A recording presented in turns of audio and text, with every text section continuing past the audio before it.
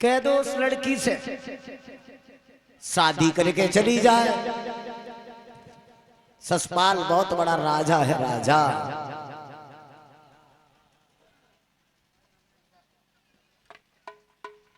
और उसके घर रुक्मिणी जाएगी तो रानी बन जाएगी। यादवों ने बदनाम कर दिया, पंडित जी मैं क्या करूं? ब्राह्मण ने कहा कोई उपाय सोचो। तो भगवान कन्हैया कहने लगे पंडित जी तुम भैया से आज्ञा मांगो, और जब यादव लोग तुम्हें विदा करने चलेंगे तब कोई न कोई तरीका ढूंढेंगे, तुम्हें रथ में बैठा लेंगे। एक काम करना, खांसते खांसते जमीन पे गिर जाना, आंखें फाड़ जाना। हम भैया से कहेंगे बूढ़े ब्राह्मण है, पहुंचेंगे ना, रथ में बैठा लेंगे, तुम्हें कुंदनपुर छोड़ देंगे। उधर से रुक्मिणी को कैसी रही? पंडित जी बोले बहुत बढ़िया। बलराम की सभा में पंडित जी आए। सभा में आने के बाद पंडित ने विदाई मांगी।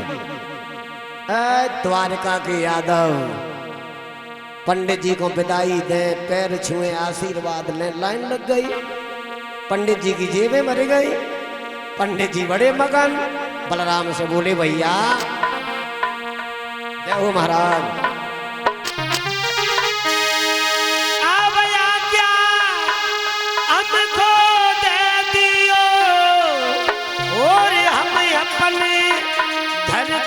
जाते हैं सोई यादव लोग खड़े हुए गए, ब्राह्मण को विदा कराते हैं। देना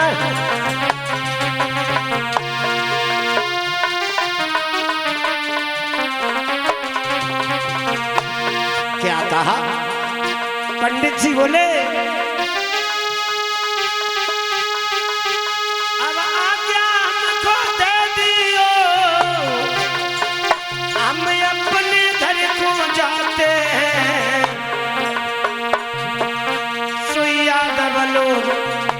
खड़े हो गए, ब्राह्मण को विदा कराते हैं।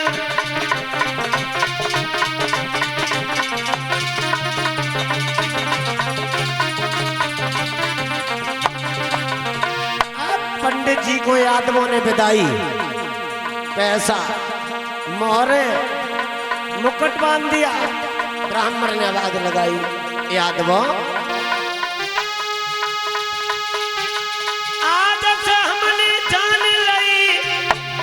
यदुवंशी श्रेष्ठ कहते हैं।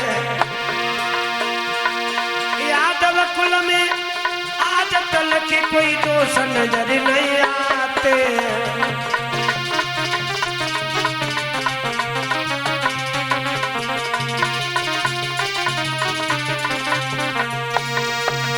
पंडित जी ने जवाब दिया बलराम बाबा हमें जाने दो। विदाई हो गई। कन्हैया की कई वही बात याद आई। पंडित जी खांसने लगे। खांसते खांसते पंडित जी जमीन पे गिर गए। बलराम ने उठाया, जवाब दिया है पंडित जी को दौरा आता है कि मिर्गी आती है? पंडित जी ने आंखें खोली। बलराम ने हाथ फिराया सर पर, जवाब दिया पंडित जी अब न जाओ, अब 15 दिन रुको, गैयन को दूध घी माखन खाओ, हष्ट पुष्ट हो जाओ, तब जाने देंगे, अब नहीं जाने देंगे। कन्हैया सोचने लगे हाय अब क्या करे? कन्हैया बोले 15 दिन का के रोके हो भैया, 1 महीना रोको। 1 दिन में तो जब बूढ़े पंडित की जब दशा है, और बूढ़ा ब्राह्मण अगर द्वारका में मर गया तो सब अहीरों को दुनिया के लोग ब्रह्म हत्या का पाप लगा देंगे। महीनों कन्हैया ना उतरेगी द्वारका से, तो भाई भेजो। अब कन्हैया से कहा बलराम ने सफेद घोड़ा हवा से तेज उड़ने वाले रथ में लगाओ, और पंडित जी को कुंदनपुर छोड़ के बहुत जल्दी वापस आओ। कन्हैया ने रथ लगाई। उनमें से वो रथ निकाला जो हवा से तेज उड़ने वाला है। रथ में घोड़ा लगाए। यादव लोगों ने पंडित जी के हाथ पैर पकड़ के रथ में रख दिया। जोले द्वारका में रथ चलो तो धीरे ही धीरे, धीरे ही धीरे हीरा, और जो द्वारका से रथ बहुर बहु। अरे भैया सोई सरल उड़ी गो, सर उड़े स्वर्ग में पहुंचो।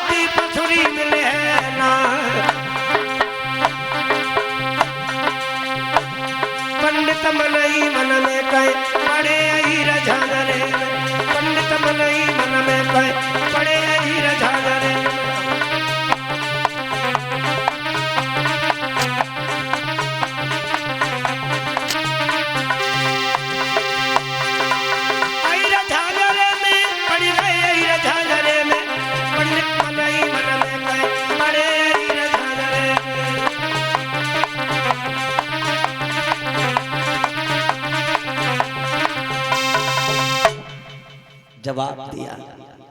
कन्हैया ने रथ उड़ाया,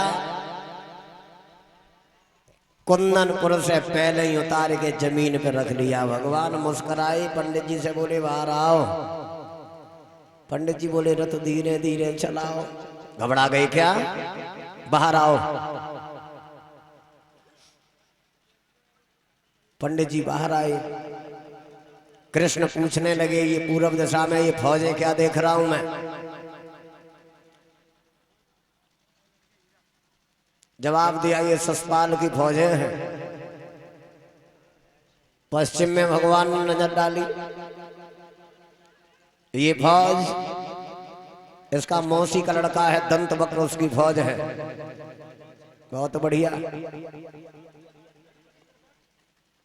और ये दक्षिण दिशा में फौज, बोले ये रुक्मिणी का भैया है रुकुम। कन्हैया मुस्कुराए के बोले पंडित जी बात तो तुमने हमें बताई नहीं, हमारे साथ भी राजनीति कर रहे हो? पंडित जी ने पैर पकड़ लिए भगवान के। नहीं कन्हैया, मुझे याद नहीं रहा। अब तुम्हें तो याद नहीं रहा, हमारी तो इतनी ताकत है नहीं उतने फौजों से लड़ाई करूं। तुम जाओ रुक्मिणी को जाकर के समझा दो, वो